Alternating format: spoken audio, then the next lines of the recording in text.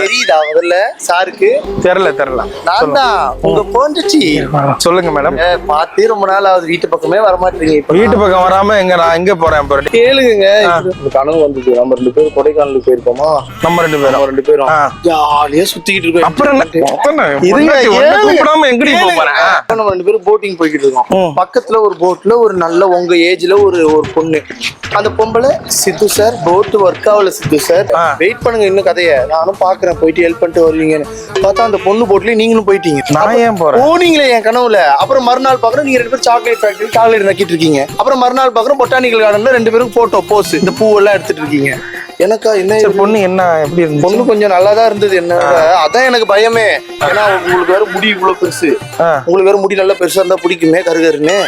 அதுதான் எனக்கு சந்தேகமே. ஏன் அவங்க போனீங்க?